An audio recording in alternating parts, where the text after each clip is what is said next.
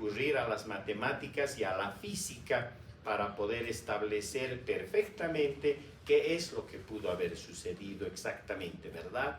Pero lo bueno es que cada vez vuelvo a repetir las evidencias que vamos estudiando, y esto gracias al avance tecnológico que tiene la humanidad.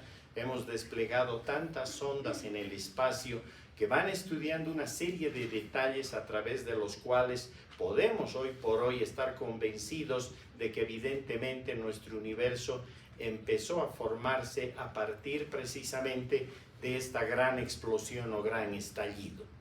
Sin embargo, además, es necesario el poder advertir que esa formación de planetas no ha sido una formación que se ha dado solamente en algunos sectores del universo, no. Esto en realidad empezó a suceder en diferentes puntos, lo que llamamos los planetesimales, es decir, a partir de lo que eventualmente iba sucediendo con aquellos trozos de roca que se iban conglomerando, pues obviamente se empezaron a originar los sistemas tal cual los conocemos en cuanto a galaxias y, cómo no, a sistemas dentro de las galaxias.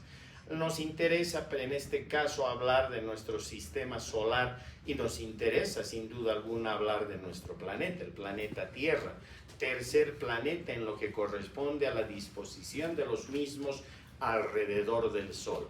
Ustedes ya de alguna manera han bosquejado en la anterior charla con seguridad que la humanidad se debatió durante mucho tiempo en dos conceptos que se creían fundamentales. De un lado, el heliocentrismo, que en realidad en su momento más asumió la categoría de geocentrismo, es decir, se creía que la Tierra era el centro absoluto de todo el universo y que prácticamente todos los astros giraban alrededor de la Tierra. Y un antropocentrismo secante que brotaba desde las teorías concebidas a partir de las ideas religiosas, en las que se consideraba que el hombre era el culmen de la creación, que prácticamente coronaba la creación y obviamente pues es un aspecto absolutamente desde el punto de vista de antropocentrismo, que todo gira alrededor del hombre, ¿verdad? Esto obviamente se desmontó paulatinamente. Trabajos de astrónomos en su momento, y estamos hablando ya de por lo menos 500 años atrás, se encargaron eventualmente de demostrar que la Tierra no había sido el centro del universo, que éramos un planeta más girando alrededor de una estrella y que muy probablemente nuestro sistema solar se encontraba girando también alrededor de otros sistemas, y obviamente podíamos muy mal en ese caso pensar que se encontraría la Tierra como el centro de todo el universo. Fueron trabajos interesantísimos. Se localizó primero al planeta en su posición definitiva, se eliminó ese geocentrismo y más bien adquirimos el conocimiento matemático y el conocimiento astronómico suficientes como para de ahí en adelante además fijar las ópticas, en todo caso órbitas elípticas en las cuales los planetas se mueven, y a partir de ello ahora sí nuestro planeta ya estaba asignado en un lugar que era real y por otra parte con un movimiento que bien conocemos. Para que se desmonte lo que correspondía a la parte del antropocentrismo, de igual manera tuvimos que pasar por una serie de estudios y a partir de trabajos cada vez más elaborados y con mayor evidencia científica, finalmente llegamos a 1858, cuando Darwin nos demuestra en un libro fantástico el origen de las especies por selección natural, que evidentemente no éramos el culmen de la creación, que éramos una especie más en el conjunto de las especies del planeta. Concepto que hoy por hoy lo asumimos plenamente. Es más, gracias a ese concepto, hoy por hoy intentamos defender a todas las especies para protegerlas y cuidarlas, porque sabemos que en la medida que vayamos perdiendo estas especies, también el hombre se va a perder, ¿verdad? Bien saben ustedes lo que decía un gran físico, Alberto Einstein. Él decía que si las abejas desaparecieran del planeta Tierra, en no más de 2 años el hombre también habría desaparecido. Y eso es real. porque bien saben ustedes que las abejas se encargan de los procesos de polinización al margen de otros procesos a través de los cuales toda la parte agrícola permite que nosotros pudiéramos sobrevivir. Y eso es importantísimo. Por lo tanto, el hecho de asumir que somos una especie más, obviamente una especie con capacidad de raciocinio y además con una altísima capacidad de adaptación, ¿verdad? Eso es lo que en otras palabras hoy por hoy nos ha permitido llevar y llegar hasta el punto en el que estamos. Pero nuestro planeta se ha formado más o menos hace 4.500 millones de años atrás. Es mucho tiempo. Sin embargo, si ustedes ven y comparan con 13.800 millones de años, a partir de los cuales nuestro universo se formó, pues obviamente 4.500 millones todavía no son una gran cantidad de tiempo, ¿verdad? Y ni qué decir en relación a lo que vino sucediendo de ahí en adelante.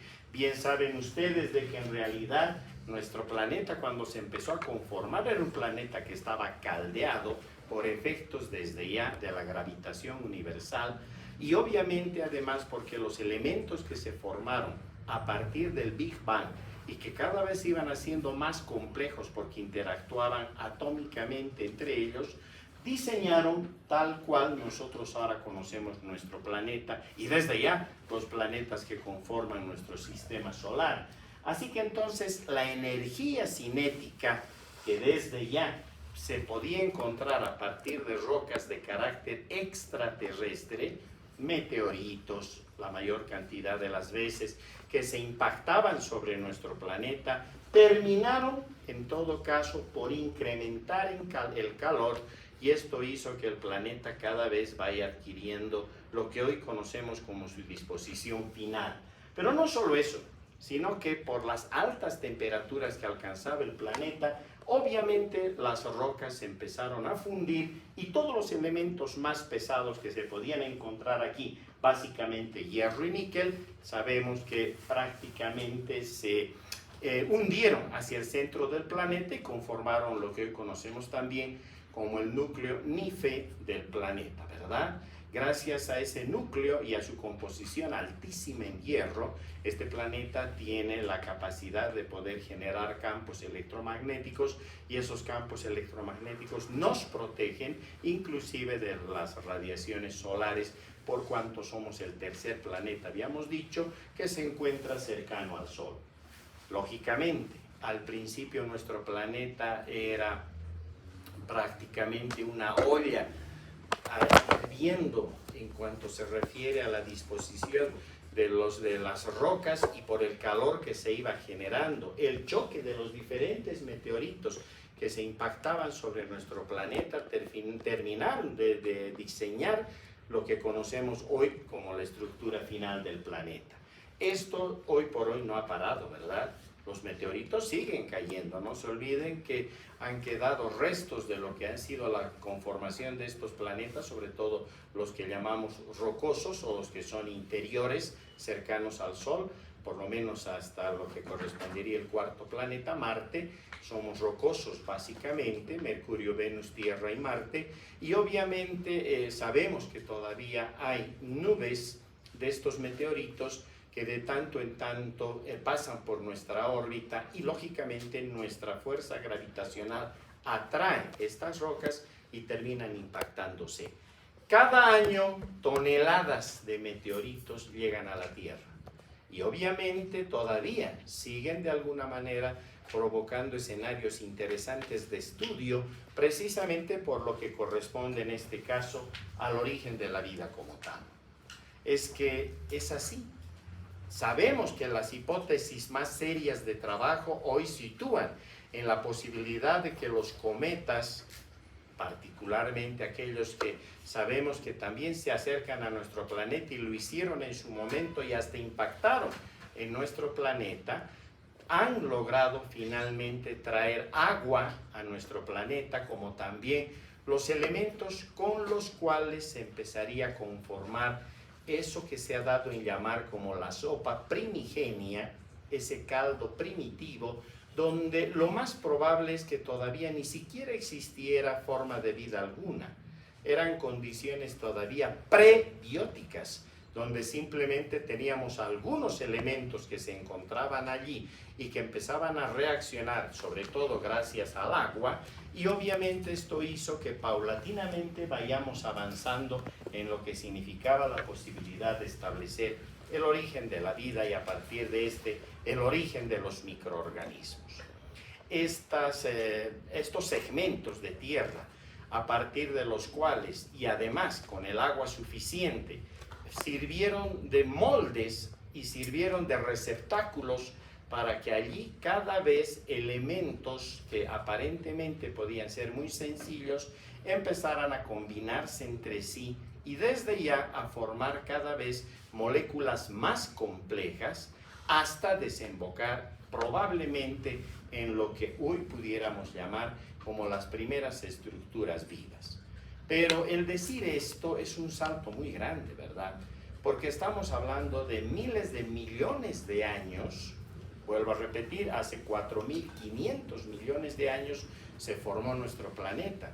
La vida seguramente apareció alrededor de hace 3.800 millones de años atrás y desde ya siempre utilizó este elemento importantísimo para nosotros, cuál es el agua, a partir del cual sabemos que este permite las reacciones bioquímicas. Sabemos que uno de los elementos clave ha sido el carbono, su capacidad para poder reaccionar, su capacidad para poder estructurar cada vez moléculas más complejas, el hecho de poder diversificar las estructuras moleculares permitía entonces que el carbono sea el elemento ideal, ¿verdad? Seguramente han habido una serie de experimentos, entre comillas, que se han producido en estos mares primigenios y que no han podido progresar lo suficiente. Si había carbono, con seguridad que había silicio, pero el silicio sabemos que es bastante inerte, no permite muchas reacciones bioquímicas, ni siquiera químicas simplemente, y por lo tanto seguro eran reacciones que se iban produciendo, y así como se producían, también finalmente desaparecían, ¿verdad? Por lo tanto, es esta química del carbono la que empezó a hacerse cada vez más compleja y es la que permitió dar el próximo paso. Un próximo paso que desde ya tuvo necesariamente que haber girado alrededor de lo que ahora ustedes están viendo en esta pantalla.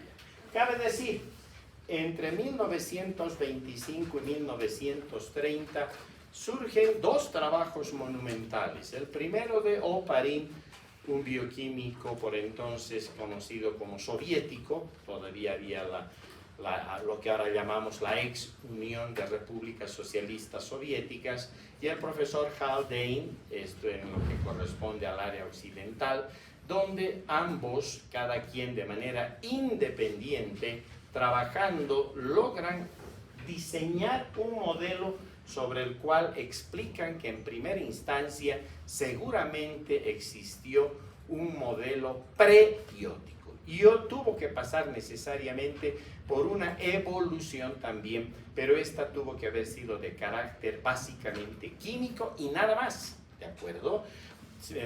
Simplemente ubiquemos que para el momento en el que estamos hablando, hace 3.800, 3.900 millones de años atrás, todavía no existían estructuras vivas, ¿verdad? Por lo tanto, esos mares primigenios eran laboratorios en los cuales se estaban llevando a cabo estas reacciones sintéticas y a partir de las cuales podían irse conformando diferentes complejos, de los cuales desde ya vamos a ir hablando paulatinamente. En 1953 hay un trabajo que prácticamente se convierte en uno de los hitos más importantes. Estamos hablando del experimento de Stanley Miller, que con seguridad ustedes han revisado en ciencias biológicas, quien haciendo su doctorado con el profesor Urey, es entonces que decide llevar adelante la posibilidad de establecer un experimento en el cual podía explicar la formación, esto a partir del laboratorio, de lo que podían ser aminoácidos y algunos nucleótidos inclusive. Su experimento sigue siendo uno de los experimentos más apasionantes y lo vamos a revisar en unas láminas más por delante. En 1965, Sidney Fox, inclusive ayudado por otro químico, el profesor Altman, trabajan y establecen la posibilidad de conformar en el laboratorio de manera sintética lo que ellos llamaron las microesferas o coacervados. Los coacervados, de los cuales había hablado ya Oparin en su momento, pero Sidney Fox los hizo realidad y pudo demostrar a la comunidad científica cómo se formaban estas microesferas que básicamente consistían en membranas celulares que tenían la capacidad de poder englobar, secuestrar algo de citoplasma y a partir de esto iniciar procesos incluso de intercambio metabólico y bioquímico. Este trabajo de Sidney Fox, apoyado por el profesor también Altman, recibió el Premio Nobel de Química en 1983 por cuanto significó un gran avance en la posibilidad de poder cada vez escudriñar mejor lo que había pasado a propósito del origen de la vida. En la década de los 80, Leslie Orgel nos habla de la formación espontánea a partir de lo que es el DNA, el ácido desoxirribonucleico, un trabajo también monumental que sin embargo se ha de ver opacado por dos trabajos geniales. También en la década de los 80, desde ya del siglo pasado, el trabajo del profesor Dimer, David Dimer, quien trabaja con esferas de lípidos que tenían la capacidad de poder absorber, de poder empaquetar segmentos de nucleótidos y a partir de ello ya casi poder hablar de que estábamos en todo caso enfrentando a la formación de microestructuras a partir de trabajos de laboratorio en los cuales el DNA ya estaba contenido en lo que correspondían a estas esferas envolventes. Sin embargo, uno de los trabajos más importantísimos ha sido el trabajo del profesor Thomas Sage. Él es el que en todo caso nos ha de permitir dilucidar aquello de qué fue primero, el huevo o la gallina, ¿verdad?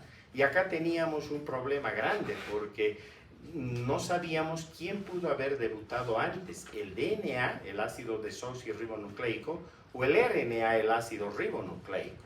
Precisamente Thomas Sage se encarga de definir, aclarar, estudiar y finalmente nos propone una hipótesis de trabajo fantástica. Esta hipótesis cada vez recibe más apoyo en cuanto a evidencia de laboratorio para poder finalmente establecer que el RNA, el ácido ribonucleico, fue precursor y en todo caso el DNA casi como que un invento del RNA para poder llevar adelante todo lo demás, ¿de acuerdo? Estos RNAs, además de que tenían una capacidad interesante, porque no solo podían llevar un mensaje, en este caso de corte genético. Saben ustedes que el RNA mensajero está aportando información genética, ¿verdad? Que luego la van a llevar para la conformación, y eso lo estudiaremos con mucho cuidado en la parte de genética bacteriana, de cómo todos esos materiales finalmente van a pasar desde lo que es la transcripción hasta la traducción de proteínas, ¿verdad? Pero en este caso no solamente son el asiento en cuanto a moléculas que portan con información en cuanto al carácter genético, sino que además tienen capacidad de poder catalizar reacciones bioquímicas, es decir, son RNAs autocatalíticos. Y eso era impresionante, nunca se había planteado esta posibilidad y es ahí donde se empieza a hablar por primera vez de los famosos ribosimas. Vamos, aquí está. Esta es la imagen arriba del profesor Oparin.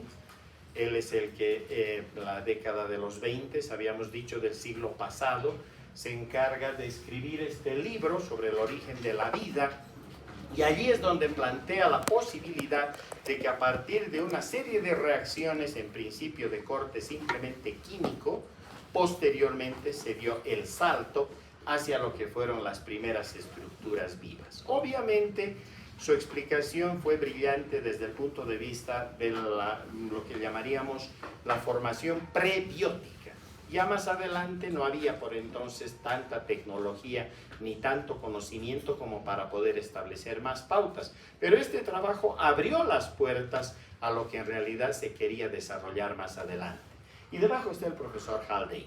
Haldane es el que ha de terminar de estructurar esto y ha de hablar también de los coacervados, la unión de diferentes moléculas que además han de conformar ya estructuras iniciales a las que pudiéramos pensar que estaban dotadas de vida por el solo hecho de poder transmitir su información genética de autorreproducción hacia una próxima generación y obviamente de poder llevar adelante procesos de metabolismo, ¿de acuerdo? Entonces, estos fueron los que en realidad nos marcaron la pauta, los que abrieron las puertas para que empiecen los estudios con carácter científico respecto al origen de microorganismos y por ende de la vida.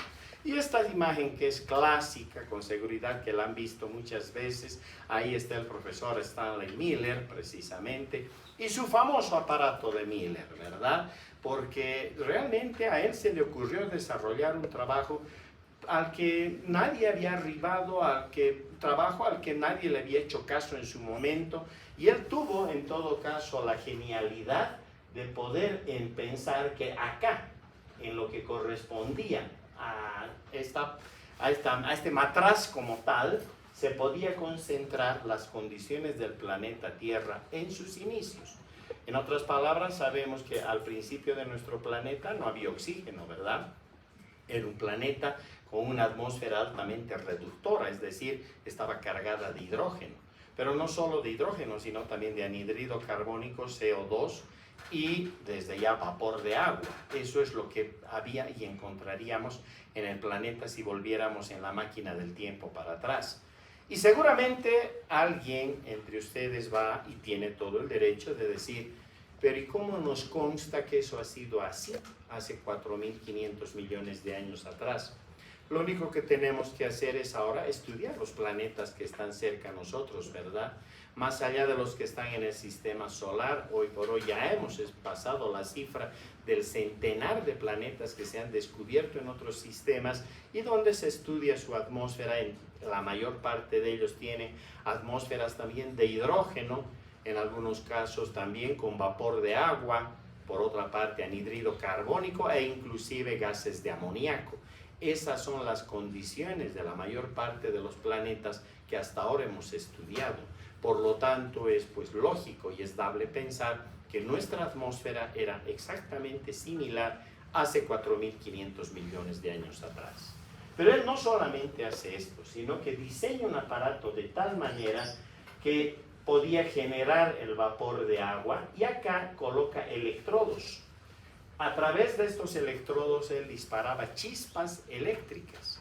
Obvio, ¿verdad?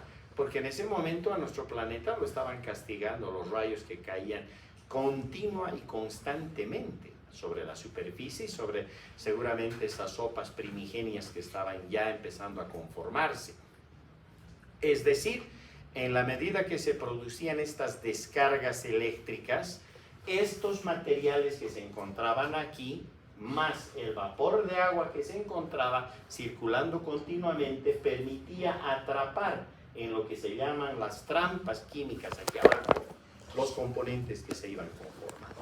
Lo impresionante es que sí, se empezaron a encontrar una serie de componentes. Ahí tienen ustedes en la lámina, se encuentran aminoácidos, por ejemplo, fácilmente incluso se empiezan a encontrar sillares para el RNA y para el DNA. Nos encontramos con ácidos grasos, nos encontramos con hidratos de carbono, es decir, que no había sido nada extraordinario el poder organizar las primeras moléculas con las cuales pudiéramos indicar que tenemos ya los ladrillos para ir construyendo algo que eventualmente después debutara en lo que correspondería a la vida. No solamente fue Stanley Miller, hubieron varios investigadores, el neozelandés Peruma, no solamente él, inclusive el propio Sidney Fox, trabajaron reemplazando las descargas eléctricas, por ejemplo, con lo que corresponde a calor o con lo que corresponde a radiaciones de luz ultravioleta, sabiendo que la radiación de luz ultravioleta era muy intensa sobre nuestro planeta.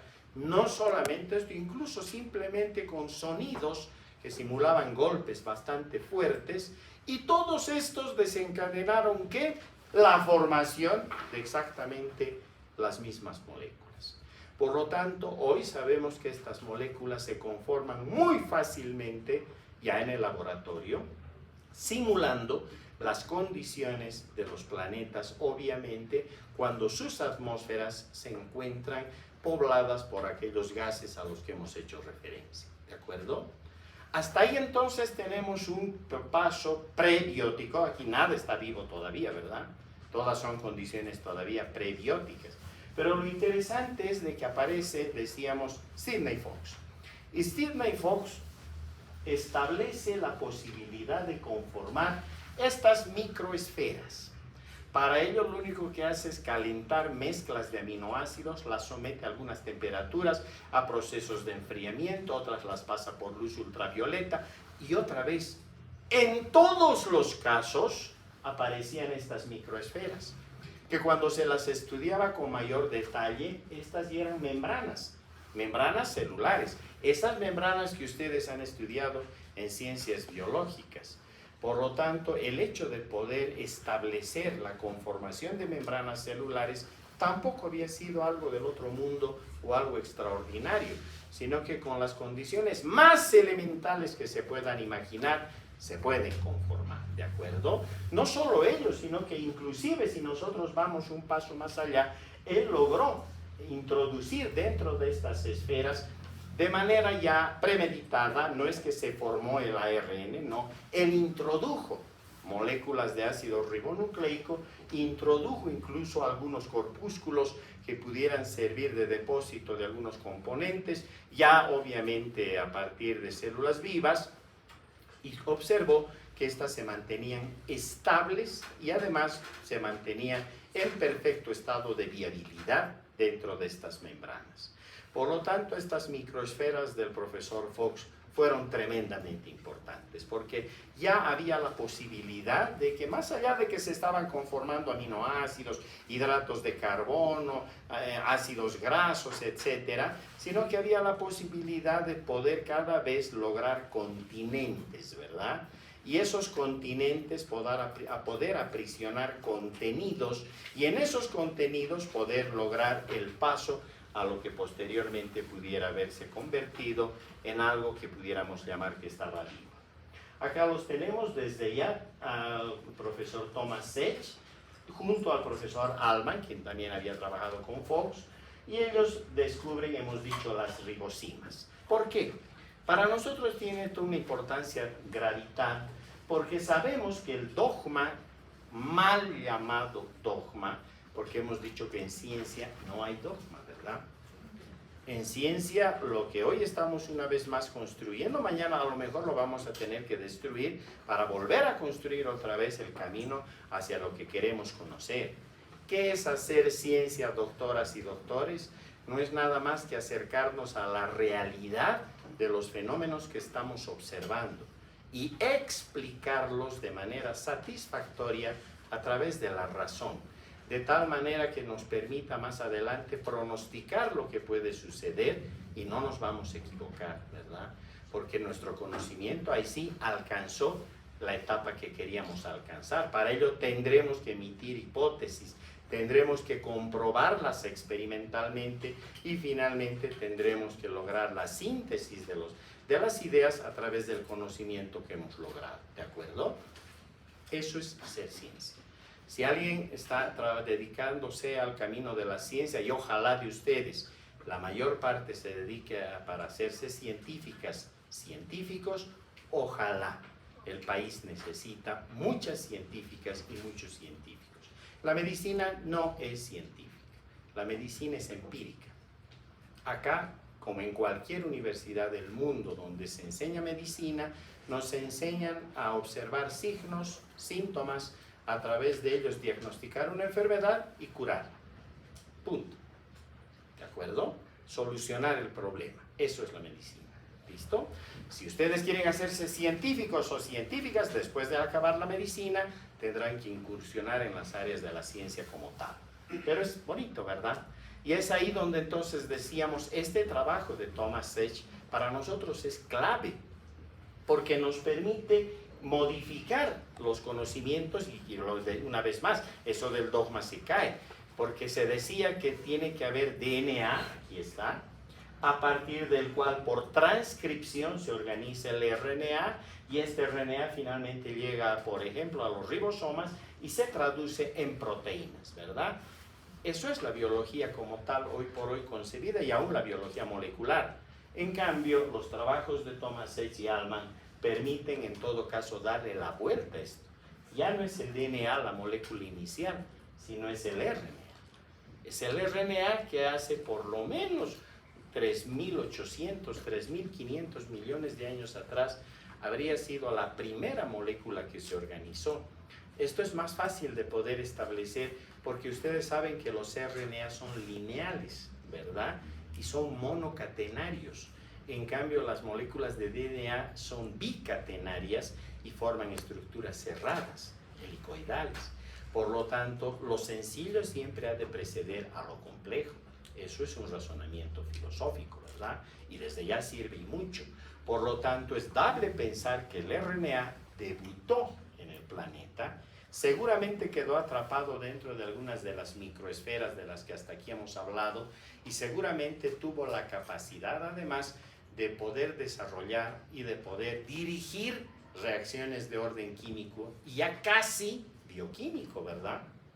Eso le permite entonces no solo ser el RNA clásico, sino que le convierte automáticamente en ribosima, es decir, esa capacidad de poder desarrollar reacciones y de poder llevar adelante reacciones catalíticas en el orden químico y vuelvo a repetir, prácticamente en el orden bioquímico. Y es que es más sencillo, ¿verdad?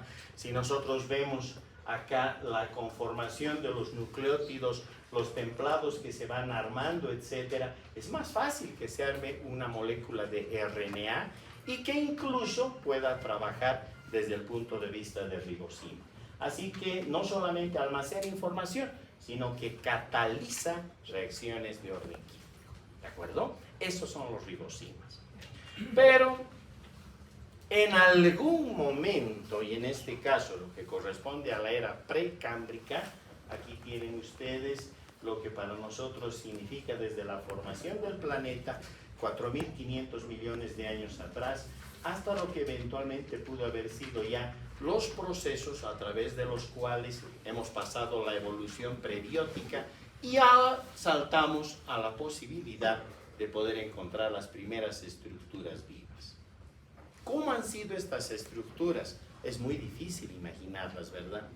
Porque lamentablemente han debido ser estructuras tan delicadas que cuando han perecido no han dejado huella de su paso, no tenemos fósiles de estas, ¿verdad? Por lo tanto, mal podríamos nosotros intentar creer que ya el salto de lo prebiótico a lo biótico ha sido relativamente sencillo. Ahí hay un gran signo de interrogación. Todavía seguimos trabajando en ese aspecto. No está todo claramente establecido. Hasta lo prebiótico sí, pero del salto del prebiótico a lo biótico, a lo vivo, todavía tenemos enormes lagunas que no se han cerrado, que obviamente se las va a ir cerrando en la medida que cada vez tengamos más gente en el campo de la ciencia, tengamos más conocimientos y mejor tecnología, ¿verdad? Eso es otro. Por lo tanto, los organismos fosilizados más antiguos, lógicamente, se les ha encontrado en rocas precisamente que correspondían al precámbrico, 3.500 millones de años, lo que nos permite pensar que probablemente la vida debutó 3.800, 3.900 millones de años atrás. Y a partir de estos fueron evolucionando durante 500, 400 millones de años hasta poder alcanzar a esas formas de vida de las que sí tenemos los fósiles. Eso ya es diferente, ¿de acuerdo? De ahí para adelante ya está fácil. No solo tenemos fósiles, tenemos la actividad de estas estructuras sobre determinados sedimentos y la conformación de algunos minerales y algunos, en todo caso, elementos con los cuales es fácil el poder detectar si hubo vida o no. De hecho, las sondas que están en Marte están repitiendo el experimento. Lo que han llevado esas sondas son laboratorios en los cuales hay robots que están buscando si hay o vida presente o vida que ha sucedido en algún momento y ha dejado su huella en el planeta Marte. ¿De acuerdo? Es el mismo camino que estamos haciendo. De hecho, Algunas de las células empezaron a adquirir la capacidad de poder utilizar energía solar, y este fue el gran salto, cosa que seguramente no ha pasado en otros planetas. Nos atreveríamos a pensar y veremos qué es lo que nos traen las sondas a partir de Marte para poder definir si esto es lo que le faltó a Marte. Acá estas células que dieron el próximo salto lograron utilizar la energía solar como en todo caso fuente altamente energética con la cual podían empezar a producir reacciones que producían dos efectos: la producción de oxígeno cada vez en mayor cantidad y por otra parte conformación de compuestos que son desde ya de corte orgánico, básicamente la glucosa, ¿verdad? ¿Qué le llamamos? ¿Cómo se llama ese fenómeno hoy por hoy? La fotosíntesis, muy bien, ¿no es cierto? Son fenómenos fotosintéticos y entonces esas primeras estructuras, que no hablo de las que todavía no sabemos mucho, sino de las que ya tenemos conocimiento y hasta tenemos los fósiles, etcétera, obviamente descubrieron a través de mutaciones los procesos de la fotosíntesis.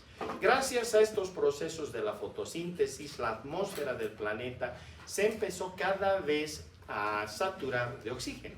Y si bien el oxígeno ha significado un salto grande en lo que vienen a ser las cadenas energéticas, pero también este es un gas nocivo, con seguridad, que mató a muchísimas de esas unidades biológicas iniciales, prácticamente bacterias, que no podían en todo caso resistir la acción del oxígeno. Las que sí podían hacerlo prosperaron y cada vez los sistemas se fueron haciendo más complejos, tanto así que muy probablemente a partir de ese momento empezaron a conformar lo que ahora estudiamos. Aquí pueden ver estos restos fosilizados, corresponden a lo que antes les llamábamos las algas cianofisias, las algas verde azuladas. Hoy por hoy esas algas ustedes las pueden ver en cualquier charco de agua donde haya cerca vegetales, ¿verdad? Hoy por hoy ya sabemos que no son algas precisamente, son bacterias, son arqueobacterias y así las estudiamos. Esas arqueobacterias empezaron a formar, miren, esta especie de colchas una sobre la otra, ¿verdad? Son capas superpuestas de este tipo de bacterias, de este tipo de algas, que en todo caso lo que estaban haciendo era trabajar con los procesos fotosintéticos, luego morían y desde ya precipitaban en cristales. Y esto es lo que se encuentra acá, son los famosos estromatolitos. Estos estromatolitos ustedes los encuentran en todo el planeta, particularmente hay regiones donde incluso todavía hay estromatolitos vivos. Esto es en parte de las costas de Australia. Pero también en Bolivia tenemos formaciones de estromatolitos fosilizadas en todo lo que es la región de Chuquisaca, la región de Tarija, en Potosí, cercanas a las partes en las que hay aguas termales, encontramos estas estructuras fosilizadas y de hecho las conservamos porque son nuestras tatarabuelas ancestrales, ¿verdad? A partir de estas se disparó todo el fenómeno evolutivo y aquí las tienen entonces, porque básicamente además organismos de más de 1 milímetro de diámetro solo ya podían sobrevivir o con velocidades metabólicas lentas o haciéndose multicelulares. No podían crecer más de 1 milímetro por los requerimientos energéticos, pero no se olviden que ahora ya había oxígeno y por lo tanto ya era fácil aquello que van a estudiar o ya están estudiando en bioquímica, las reacciones de fosforilación de substrato y de fosforilación oxidativa. Ahora podían entonces dar más capacidad a las baterías, a las pilas bioquímicas que utilizaban estas primeras células o estas protocélulas. A partir de esto, pues obviamente ya disponen de algo que es tremendamente importante, una batería química. Un celular en este momento sin batería no me sirve para nada, ¿verdad? Lo mismo una célula que no tenga un buen conjunto de baterías de ATP no me sirven para nada, ¿no es cierto? A esta sí, Ya podían contar con el ATP suficiente, el adenosintrifosfato, lo que les permitía desarrollar cada vez formas más complejas. Y desde ya, vean ustedes las formas fosilizadas de esto que llamamos ahora las arqueobacterias, o lo que se conocían simplemente como algas cianophysis. Pero todavía quedaba algo más para discutir, y queda, porque esto no ha salido del tintero de la discusión, porque también se han encontrado evidencias en meteoritos. Este es el famoso meteorito, el ALH, el famoso 840010. Este fue encontrado en la Antártida y en realidad es un meteorito marciano. Se desprendió un trozo de Marte y se impactó contra nuestro planeta, y lo hizo en la región de la Antártida. Recogieron estos meteoritos porque se fragmentaron, y cuando los estudiaron en detalle se encontraron con esta imagen. Miren. Rápidamente se pensó que en realidad estábamos viendo bacterias ahí, ¿verdad? Por lo tanto, se aseveró en ese momento que Marte en su momento ha debido tener vida bacteriana, pero no avanzó a los procesos fotosintéticos que sí se produjeron en la Tierra. Obviamente después habían muchos trabajos en los que indicaron que esto no necesariamente podía haber sido el fósil de una bacteria, esto están viendo con microscopía electrónica de barrido, ¿verdad?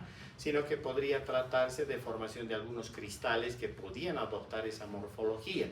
Sin embargo, aún así, en ese meteorito los químicos estudiaron con mayor profundidad y encontraron rastros de actividad de células vivas, bacterias, sobre esas rocas. En otras palabras, cada vez estamos más convencidos de que sí, es probable que estos sean, en todo caso, elementos que corresponden a bacterias marcianas, y que en todo caso no sobrevivieron porque no pudieron alcanzar los procesos de desarrollo biótico que se dieron en nuestro planeta. Y así llegamos a Luca. Pero no es la película. ¿De acuerdo? Estamos hablando en todo caso de esto. Estamos hablando de lo que se ha dado a llamar el último ancestro común universal. ¿Ya?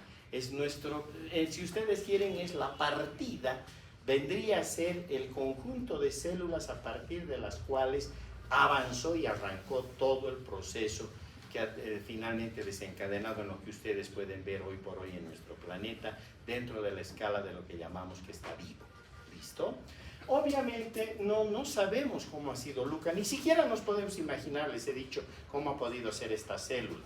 Lo más probable incluso es que haya una serie, no haya sido un solo modelo, hayan sido diferentes modelos, ¿verdad? Algunos se han unido entre sí, otros seguro que han muerto, no han podido llevar adelante mayores procesos, no se han diversificado, no han hecho sistemas más complejos, por lo tanto no vamos a poder jamás encontrar la foto de un Luca, ¿de acuerdo? Pero sí el concepto, ¿verdad? El concepto en todo caso de estructuras que con seguridad se han ido conformando, por ejemplo, en las dorsales del planeta, a nivel de las profundidades abisales de los océanos. Hoy por hoy, esta es una foto relativamente reciente, tenemos esta especie de fumarolas que se encuentran en los mares, en las partes más abisales, más profundas. Y de ahí, pues obviamente está brotando. Uno cuando veía esto decía, aquí imposible que haya vida, porque la profundidad hace que la presión barométrica sea tan grande que aplasta todo. Dos, las temperaturas son tan bajas ahí abajo, no llega la luz solar, ¿verdad?, que básicamente todo estaría prácticamente congelado. Y tres, no hay actividad bioquímica. Casi nos desmayamos cuando, a partir de los trabajos que se empezaron a desarrollar por diferentes universidades y sus equipos, entran a estas regiones dorsales y se encuentran que estas fumarolas eran de material riquísimo en lo que vienen a ser componentes orgánicos. Y cuando toman muestras y las estudian, había todo un universo de células allá, de todo tipo. Por lo tanto, a la vida se abre paso. ¿Recuerdan lo que decía el matemático de Jurassic Park? Al final la vida se abre campo, se abre paso, ¿verdad? Entonces, esto es lo que ha pasado aquí también, y es probable entonces que Luca, o ese concepto de Luca, en realidad se haya organizado, haya desarrollado a partir de estas dorsales, Y obviamente gracias a las evoluciones prebióticas que ya hemos revisado, se ha terminado de constituir el fenómeno vida como tal. Por lo tanto, hoy por hoy, aquí está esta estructura inicial, este complejo, este concepto inicial de Luca. Vean ustedes, avanza hacia las arqueas, que son nuestras algas cianofíceas, ¿recuerdan? Por otro lado, a bacteria, todas las bacterias, cada quien está en este momento repleto de bacterias. Ustedes no están solas ni solos. En sus intestinos tienen millardos de bacterias, en sus pieles, en sus cabellos, en todos sus canales uretrales, las damitas en el canal vaginal, todos en el conducto auditivo externo. Tenemos, pero millones de bacterias. Así que nadie camina sola en este mundo ni solo. ¿Listo? Lo interesante es que a partir de esto, miren cómo los microorganismos, y así se los ha ido estudiando, se van haciendo más complejos hasta que surge eucaria. Y eucarias son las células eucariotas. Nosotros somos representantes de las células eucariotas. Los vegetales son eucariotas. Nuestros animalitos en general, toda la escala zoológica, donde estamos nosotros también, desde ya, somos eucaria. ¿De acuerdo? Así que entonces vean cómo ahora ha cambiado nuestro concepto en relación a lo que ha podido suceder, cuáles son los pasos que se han podido dar para finalmente llegar hasta este punto. Podemos decir que estos protobiontes, les llaman también los uribiontes, los urcobiontes, de todo, ¿listo? Más fácil Luca, ¿no es cierto? A partir de esto se han ido conformando estructuras cada vez más complejas hasta llegar finalmente, hemos dicho, a lo que hoy por hoy conocemos como las células, tanto de corte eucariota, como desde ya las procariotas seguirían siendo las arqueas y las bacterias, ¿cierto? Bien, pero hay otro fenómeno que nos falta revisar, ya casi para cerrar la charla. Y es el hecho de que la complejidad hemos dicho que se tenía que dar. Recuerdan, les dije, el concepto Luca significaba que tenían que interactuar entre estos y tenían que cada vez lograr relaciones de simbiosis, donde nos ayudamos mutuamente, ¿no ve? Nos conectamos 2, 3, 4, tú te encargas de esto, vos te encargas del otro, yo me encargo de esto, y juntos sobrevivimos. Hoy por hoy sabemos que el éxito evolutivo, y hablaremos de esto con más calma, el éxito evolutivo es la colaboración, ¿verdad? Si todos nos colaboramos, nos va bien. Pero si cada quien quiere hacer las cosas por su cuenta y riesgo, nos va mal, ¿sí o no?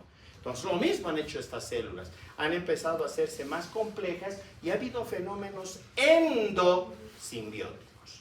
Esas endosimbiosis planteadas desde 1905 alcanzaron su esplendor con la profesora Lynn Margulis, una bióloga evolutiva fantástica a quien le debemos conceptos clave en la endosimbiosis, entre otros, que las mitocondrias que hemos estudiado en las células eucariotas y que están en todas y cada una de nuestras células eucariotas, en realidad son bacterias.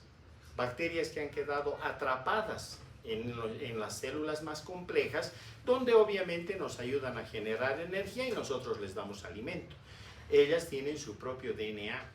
O en las plantas, los cloroplastos. Los cloroplastos son bacterias que han quedado atrapadas en algún momento evolutivo en el citoplasma de estas células vegetales, les dan posibilidades de energía y por otra parte reciben nutrientes, tienen su propio material genético.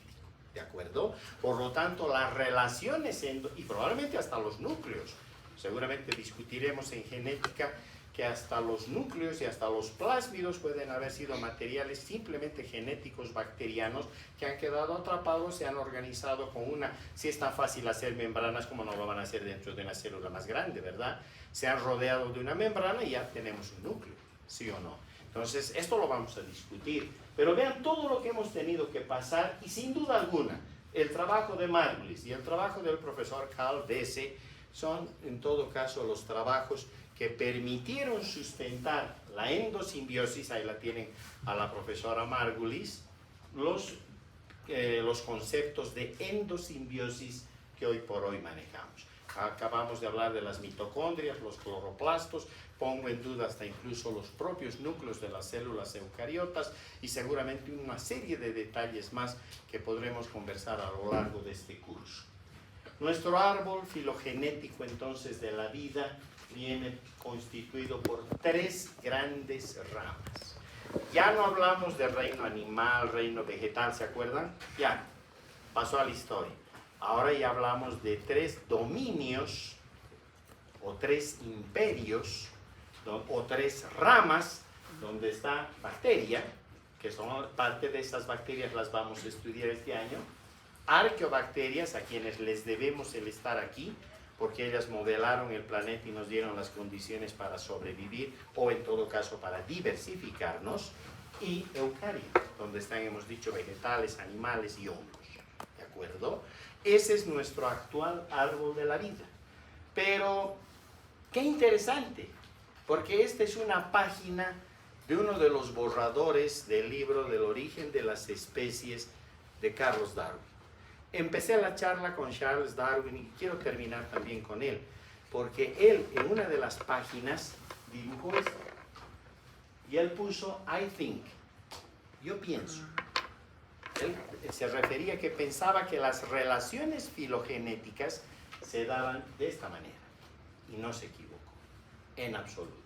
Él esto lo planteó en el 1858, cuando ni siquiera sabía de la existencia de los genes, ¿verdad? Hoy por hoy, con todo el conocimiento que tenemos, podemos aseverar que Darwin no se equivocó.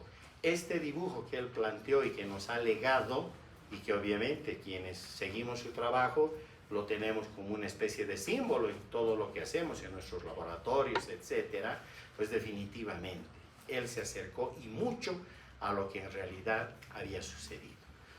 Ese árbol de la vida entonces está conformado una vez más por esas 3 ramas que las van a poder estudiar mucho mejor a partir de sus propias relaciones filogenéticas. Venimos desde las bacterias, hemos pasado por formas acuáticas, ¿verdad? Hemos desencadenado en estos peces pulmonados que abandonaron los mares primitivos y hemos avanzado paulatinamente hasta ser los mamíferos que hoy por hoy somos. Somos un género Homo, una especie sapiens, a la que seguramente todavía nos falta mucho más por madurar para dejar de lado algunas torpezas que cometemos y en todo caso asumir con dignidad y a la vez con humildad eso que dice nuestra especie, sabios, sapiens, ¿verdad? Eso es lo que buscamos y obviamente todo esto, miren cómo ha podido organizar el conocimiento humano para poder localizar cada una de las escalas del tiempo geológico y a partir de ello todas las escalas animales, a partir de lo que hemos visto, del origen de los microorganismos, ¿por qué no del origen de la vida? Una vez más, les regalo la imagen de Charles Darwin, yo pienso, porque definitivamente, como él mismo planteó, el placer del conocimiento de las cosas siempre va en incremento en la medida que uno quiere saber más, quiere conocer más. Eso nos distingue y eso hace que asumamos el ser Homo sapiens. Muchísimas gracias.